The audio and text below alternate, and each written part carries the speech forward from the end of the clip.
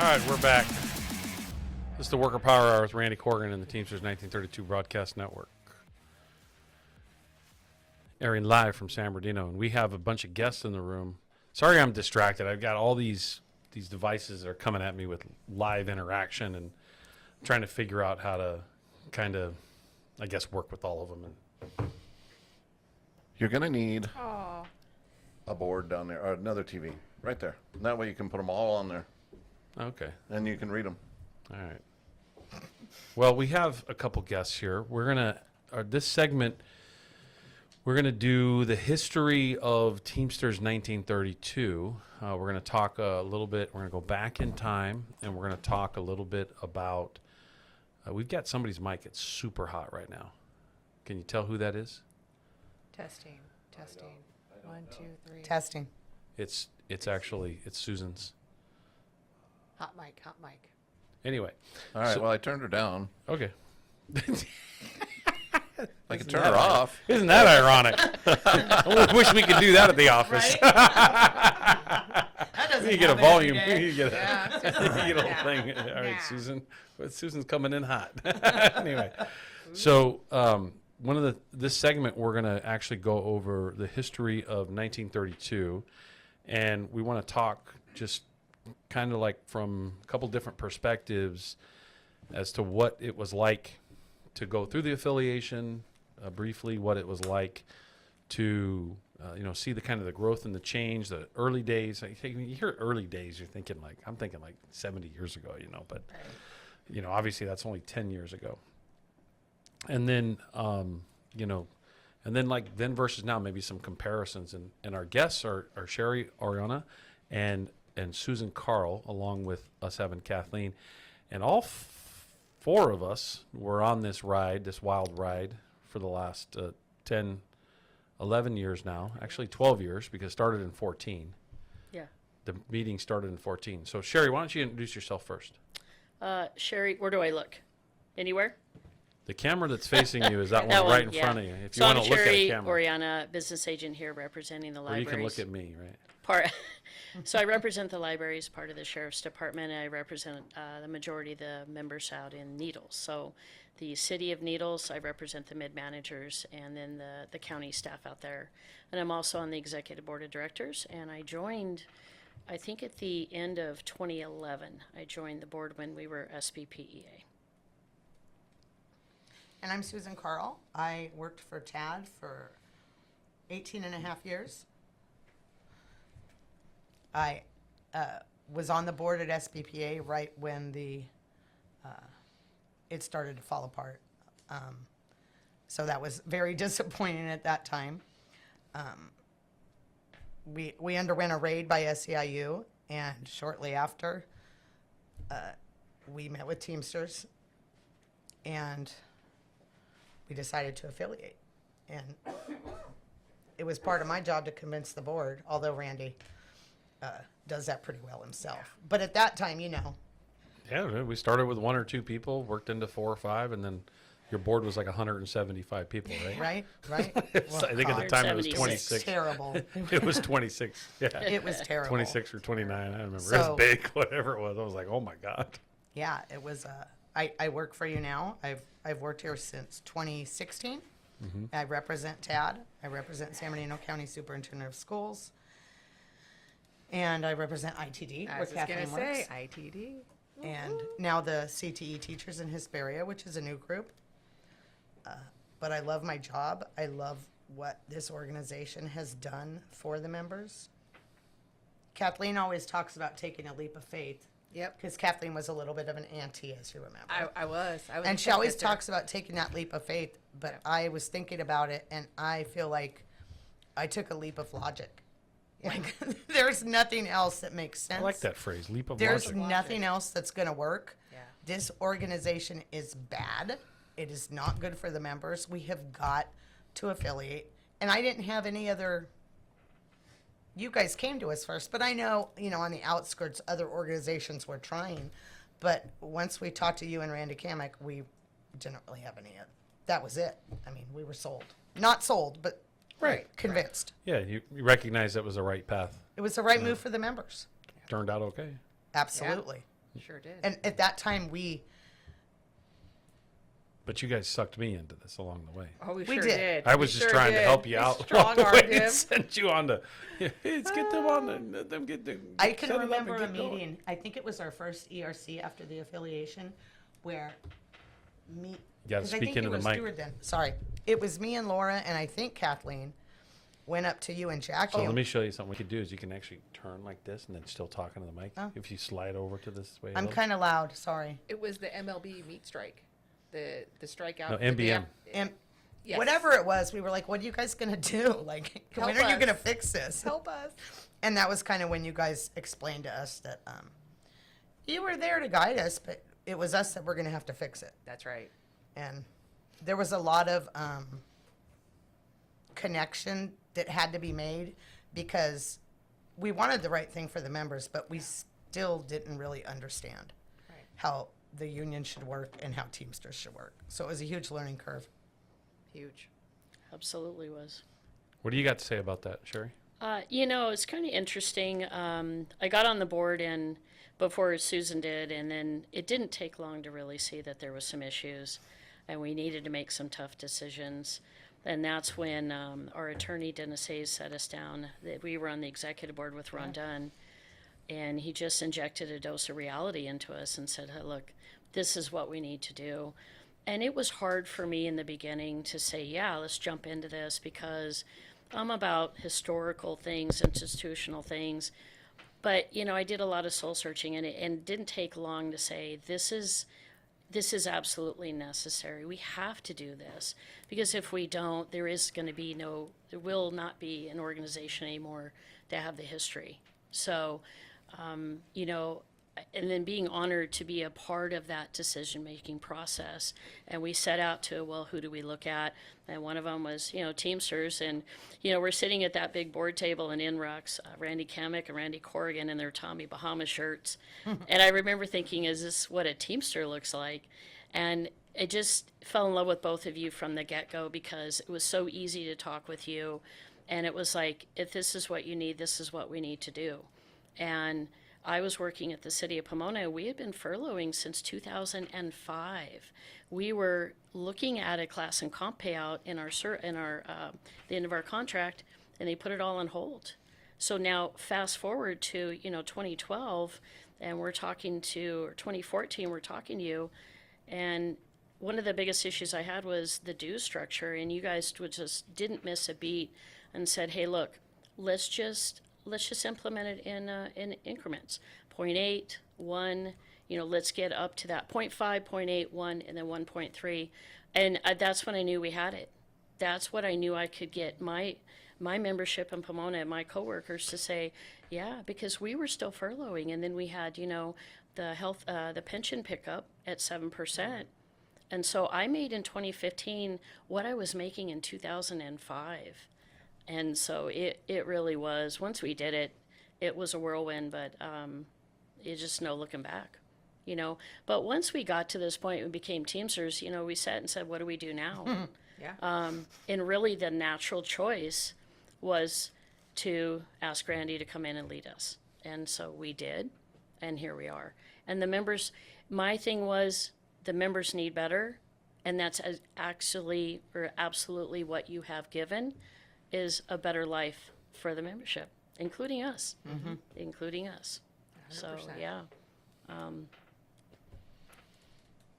Well, I think that, when you really break this down, the first thing we did was sat down and listened because you can't really devise a plan unless you listen 1st and try to understand the totality of and the complexity of it. And I had always, matter of fact, somebody asked a question here is who reached out from the organization to the Teamsters. And what had happened is the many years before being active in the labor movement here, I had always recognized that SBPEA represented all these cities, represented the county, and represented like a very strong potential base, and had recognized that, man, it's not really kind of lived up to its potential. And I had approached previous general managers and parts of the organization and said, you guys should affiliate. You'll have your autonomy as a local. but you're big enough to have your own structure, and then you don't have to worry about all these other things that are going on.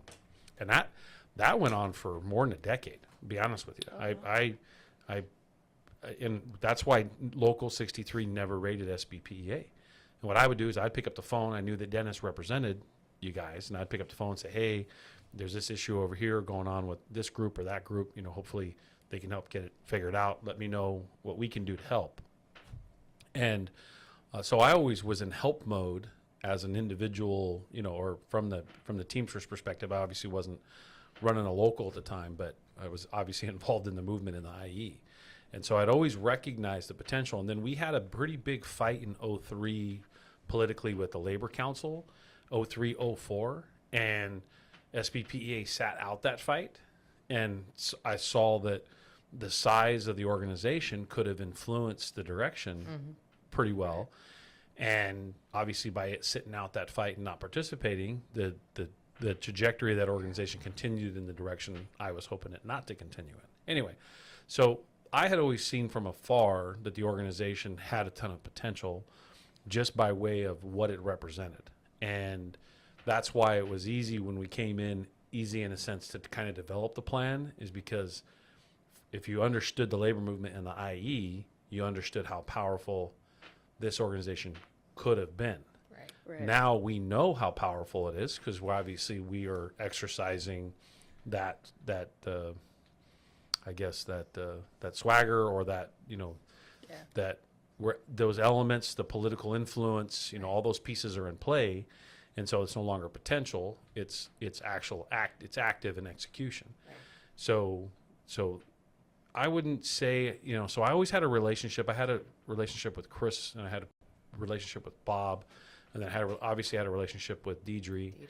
And then when all the other stuff happened, it kind of got to a point where the board was like, yeah, we can't do this anymore. Like, this is, because at that point you had a full-on assault happening on the organization because of some people, dropping the ball like they did. And so as a result, I think that the best thing that we did is we developed a plan and suggested, here's what you got to do, and here's how we do it, versus like a complete dismantle. I know that a lot of people say, oh, you just got to get rid of everything. No, you got to take the best parts of it, regardless of how critical you are. Of some parts, there are still good parts. Right. Get the best parts of it, figure out how to utilize that in a positive way, and execute that into a plan for the future. And obviously that's where we came up with transforming San Bernardino County, transforming the Inland Empire, and I think that you guys started to recognize that potential that was there versus being focused on all the failures, right? Right. And Right. part of it was the internal fighting, the lack of participation created this internal rift that then internal being membership itself, it's their own fault too, in a way, for not participating and not being involved and not holding accountable. And so whenever you get into a space where people are not being held accountable, there's the potential for something to happen like it happened before. So I think that recognizing that space, and what was great, the three of you were obviously on the board. Actually, two of you were on the board. Yeah, I was Kathleen not was not yet. on the board. You were just a vocal opponent I was a vocal opponent. coming Meredith, into the meetings, putting it beating everybody nicely. up. The point is that putting the right people in the room to make something happen, that's the hard part about leadership, is trying to figure out how to work with everybody, even when they don't like each other, Right. and going, okay, well, that's the new direction we got to go in. How do we all start working that direction? Because that's the positive direction, Correct. ultimately, for everybody. Yep.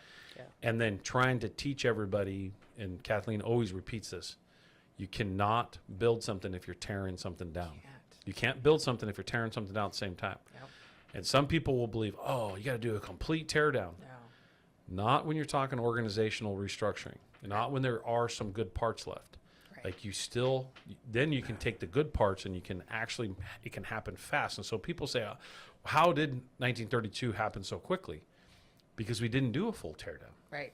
In other words, we Right. didn't, we did it, we tore down a lot, the majority, but we kept very important parts in play so that we would quickly be able to move into bargaining and not be completely lost. We'd be able to quickly move into executing certain parts of what we need to execute and have key individuals that did have the time and experience in the space to make a positive impact.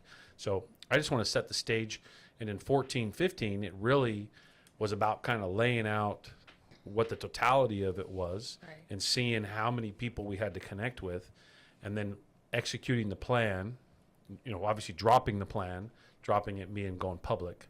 We went public, already had the plan in motion, went public, predicted like a lot of what was going to happen, and then stepped through it, and then managed everybody into moving forward and taking ownership of it. And clearly, by a strong majority, people believed in the message and the vision, and that they recognized, okay, the Yeah. problem is if you listen to the 5 or 10% that no matter what you can never make happy, Yep. you will be in tear down mode all the time. Yep. And if you're in tear down mode all the time, you won't get anything accomplished. Exactly. So you have to balance that. Yeah, you may be right about tearing a part of it down, but there are some things you have to save. Yeah. Anyway, so I just want to set the stage with that. Well, and I think what we didn't expect, we had the raid from the other union while we were Yeah. trying to pass that horrible Devereaux contract in 2014. Oh God. We were able to secure that reopener in 15. But when we announced affiliation, to have that other union banging down the doors with Yeah. their drums and their signs and their balloons and quite honestly their craziness, it didn't stop. No. And it was bizarre to me because you're proving that you don't care about the members, Right. because you're trying to discourage the affiliation with the real union Right. when you know that you don't even have an opportunity to come in again until the contract's up in 2017. Right. So the whole thing to me, it was shocking because it was really a brawl. Right. It It was. It was terrible. was It was ugly. a Our social media meetings were brawl. pretty bad. It was Yeah. in our face brawl, Yep. and Yeah. it was not something. I mean, we're used to a little bit of it because they Yeah. bust in people, But this was ridiculous. but this was crazy. Yeah. It was a brawl. Over the Yeah. top. Yeah, and the attacks and the way they approached it wasn't problem solving; it was tear down. Yeah. And personal attacks. And that's how Yeah. we beat them. yeah, exactly. Like, Yeah. like attacking Deidre like they did. Deidre that had was just lost terrible. her husband. Her husband of 30 some years Yeah. had passed away, and And then they're attacking her. Like, what's wrong how with you? dare And then you grieve saying your stuff. husband? Yeah. Yeah, like Our what contract's more important. incredible how far individuals will go, and that tells you that you got the wrong people leading the charge. Yeah. And I think we were able to expose that, which is Right. how we were able to prevail. Absolutely. There's a lot of comments here in the chat from, people saying, "Oh, I remember the SPPA days. I appreciate the folks on the board that were trying. Yeah. Teamsters is a whole lot better." But it's not that the Teamsters are better. Let me just unpack that. I appreciate the compliment. I'm not taking away from the compliment. They're still the same people. Ironically, it's just a different view and a vantage point and a plan. And we were able to execute. So yeah, the structure of the Teamsters is what was needed to fix the problem. So absolutely, it was the right fit at the right time. We should give them credit for that as far as the organization is concerned. But who I want to give the biggest props to is the membership itself. Everybody Yeah. jumping in, because there were, like you said, there were people that were getting in the way. Yeah. And you had board members getting in the way, and none Yeah. of them are around Yep. anymore, Yeah, by the way. you're right. We You're right. we eliminated them, we moved them out of the way, and we found the ones that wanted to make something happen and wanted to participate to make to make a positive change, and we engaged them and had them help accomplish the goal. That's right. Versus falling into the trap, the hate trap, right? Yeah. Absolutely. Yeah. It's Well, easier we to- actually had some members that were very anti, but over time have come on board. Yeah. And they've seen how what they were doing was so destructive. Have they? And that was not where they need, well, the people I've talked to have, absolutely. But Some have. I Yeah, think but it's a somehow. big, our biggest asset is the membership. And how do you take something and then build on it? And it's the Teamster know-how. And when I came to one of the affiliation meetings one night, I walked into our hall and it was filled with members and employees of other locals, and you just go, this is Teamsters. Yeah. And that was amazing. And I ran into the president of 2010, and they had just been Teamsters for 5 years at the time under Jason Verbenowicz. And it was just like that sense of family, a sense of this is going to work. It's going to work really well. Well, and all the So- organizers you brought in God, they were amazing. from everywhere. Oh, yeah. Everywhere. Misty, Yep, Misty. people from Jason's Local Yep. that were also public Yeah, people employees. from Minnesota, People from all, 63, yeah, yeah. all over the country. 63, obviously. Yeah. We just kind of adopted you for a while. Yeah, you did. and Thank carried God. it, but you know, Thank God. I say we because obviously I'm still. Yeah, that's know, where you're I- part. that's where I- it's- that's You're where I gonna be a come part from. of 63 But forever. anyway, Yep. Yeah. Good no, times. Grateful. Absolutely grateful for that. no. When you think about the journey and somebody asked here the question, what was it like before? So if you go back in history to SBPEA, there was a time when SBPEA was enormous. It was 25,000 members. And it did represent literally everything in the area. And there was a lot of success that was there that could have been built on. Yeah. And that, what we did is we reset the table, and we obviously we didn't get all those members back. But what we did is we reset the table and then started to capture those opportunities that were being captured, many decades earlier. And it was just a lot of times what happens is, this is what I struggle with as a leader, is an organization gets big, it gets strong, and then things become complacent. Right. And I struggle. I don't struggle with being complacent. Clearly, everybody knows that. Yeah. I struggle with watching people become complacent and then going, "Hey, what are you doing? What are you doing? What are you doing?" And I have very unorthodox sort of teaching approaches that a lot of people have a hard time adapting to, but it's shown successful over a long period of time in these tough spaces. Yeah. If you look at how the labor movement, most of what I learned that's been proven to be effective in this space is I learned what the labor movement did in times where it was 10 times more difficult than it is today. Right. And those strategies are what I'm using. And some people are like, oh God, like Randy, it's like, no, man, I'm telling you, this works. And it was good to work with all of you in 15 because there was in 14 and 15, because you had a group of people on staff that didn't want to change. Clearly, none of them are here. Right. Right. They didn't last long. Nope. Obviously, They didn't need to last long. And after the board hired me in 16, Yeah. I was like, okay, doop doop doop doop. Yep. We're were like, making "Who's changes going here. next?" You're right. Yeah, and they were saying the same thing. Right. It was interesting to always get their text messages after they had left, and yeah, I knew you were saying that. Anyway, Oh, wow. yeah. Anyway, So, Talking can I trash. ask you? You mentioned Chris along with Bob. yeah, Chris Prado, And Chris was a union guy. Yeah, he was very a good effective. guy. He was a great leader. very effective, good leader, And I great feel leader. like it was Bob that Yeah. really just Yeah. Well, it was flushed everything Chris's. down the toilet. I would say Chris was a really good leader. Chris, and I don't know the dynamics at the time, but he anchored himself in the independent space Right. a little too long. Like, And I think you're right. And I think had he programmed he that board. correct, had Chris led the charge, because that's who I was encouraging many years before. Hey, Chris, like, affiliate, man. Yeah. Like, you want to talk about a dominant local. Like, at that time, it was about 21,000, 22,000. Imagine if that transition happened in a positive time, not in a time of attack. Right. Where the trajectory would be today. And so yes, Chris was very good, very effective. I think his one shortcoming was that. Yeah, I would agree. Again, that's easy to criticize. 25 years later, I'm not nitpicking Chris. Chris needed to be recognized for all the effective and good things that he did do. I considered working for Chris, in SBPEA. I had been offered a job, not directly by Chris, but by the team at a certain point. So I was familiar with it enough to be able to lean into that space. And Chris was effective, and you're right. Bob was terrible. Yeah. Terrible. Had to Well, get that in. Yeah. Our membership meetings had 2 people in the audience, and one is sitting right here.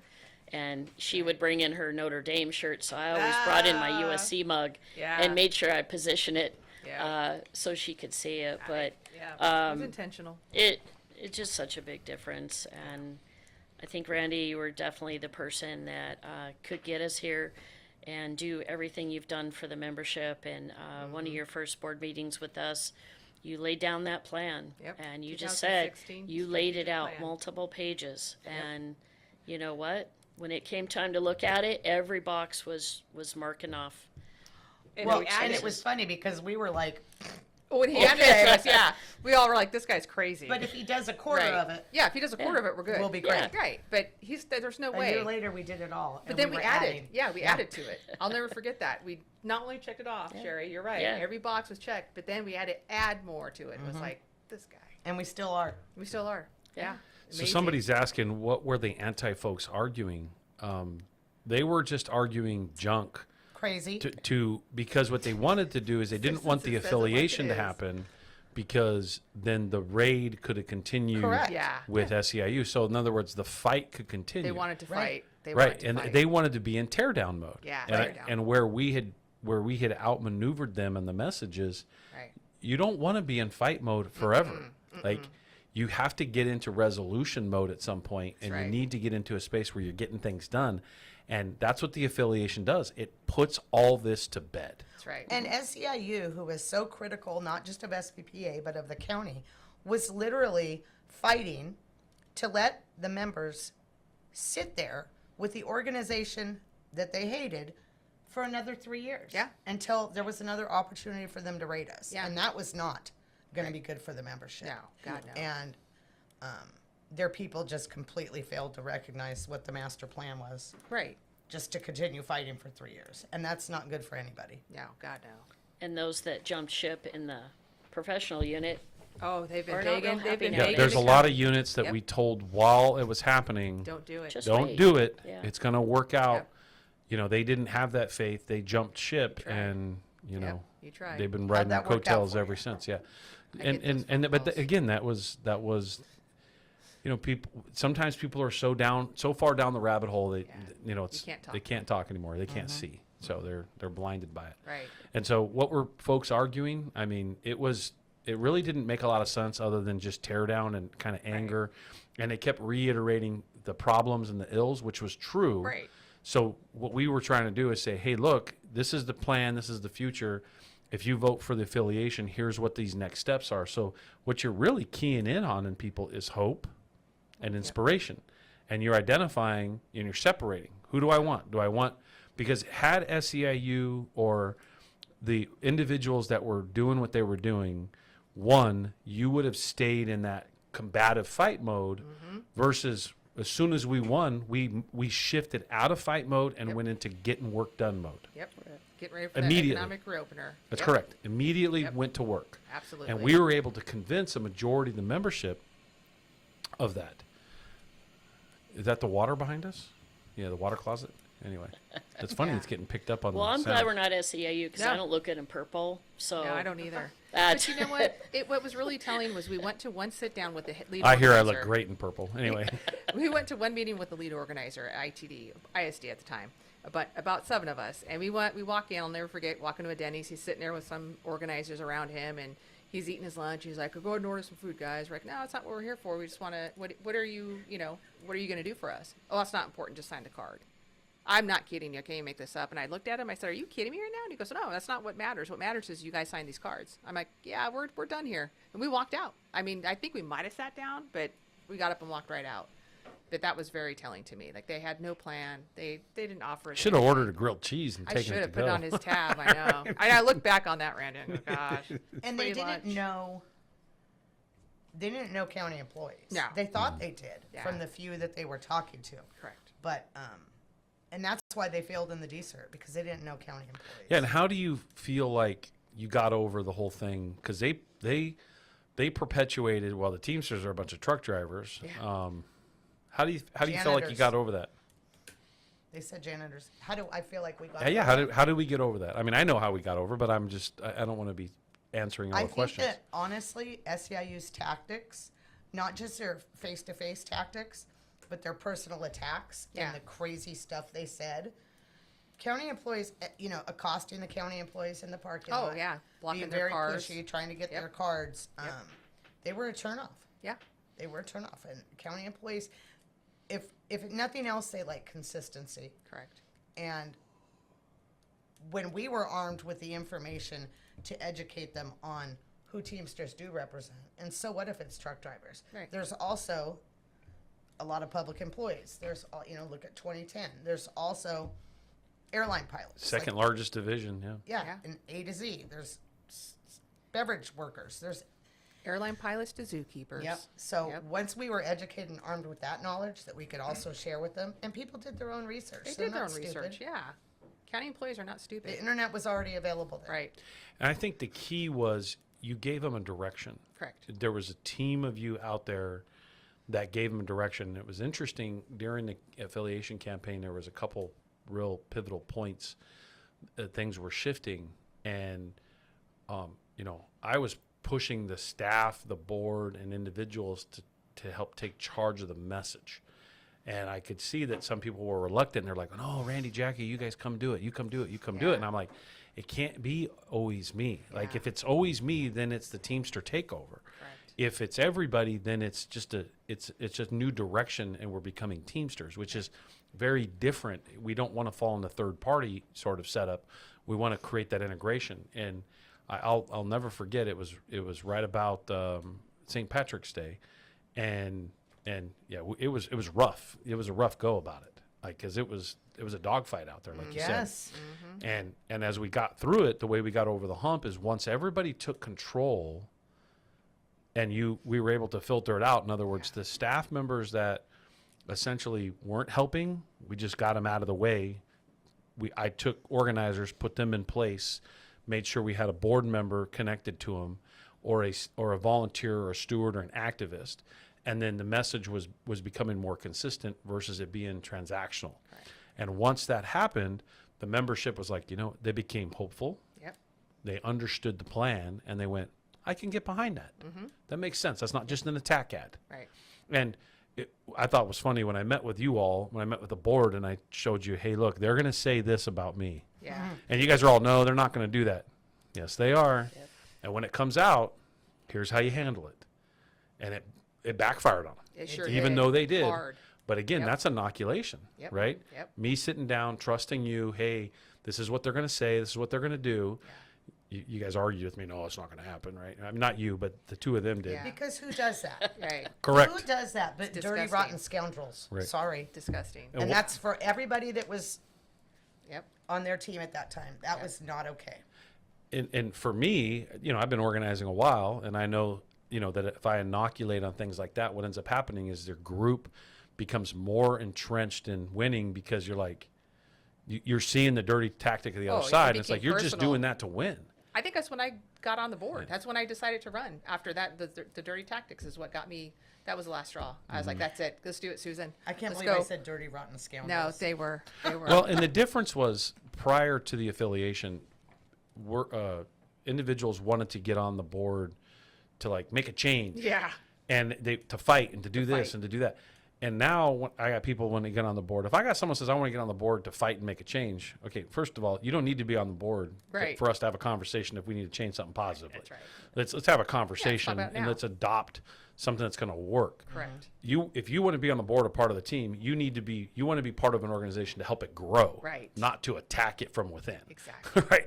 Yeah. And so structurally, it took a long time to get everybody kind of out of that mindset and into a different culture.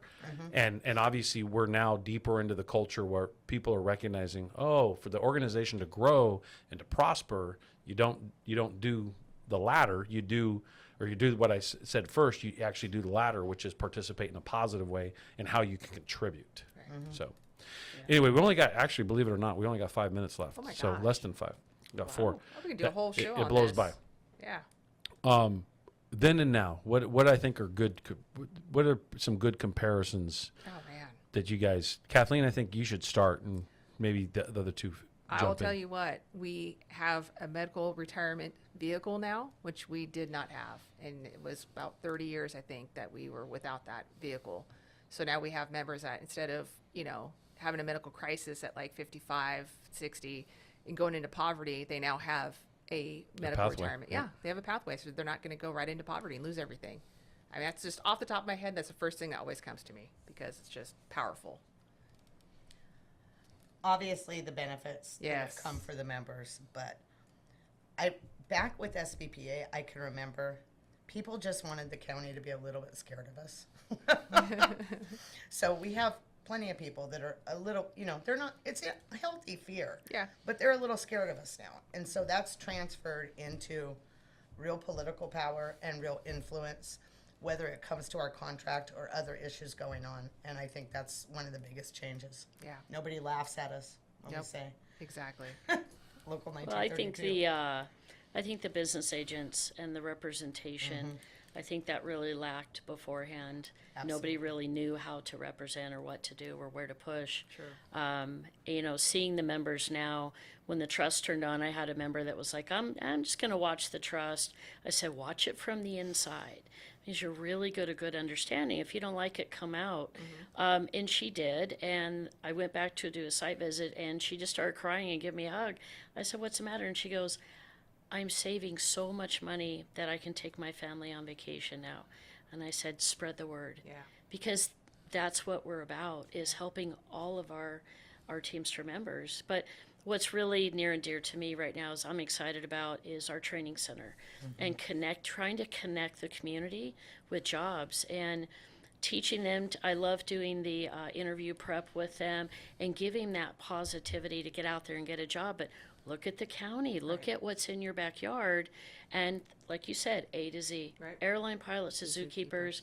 A lot of people don't know there's over 800 different job classifications that are available to them. And we just went over at San Bernardino Valley College last week, did a career event, over 5,000 kids walked through. Yeah.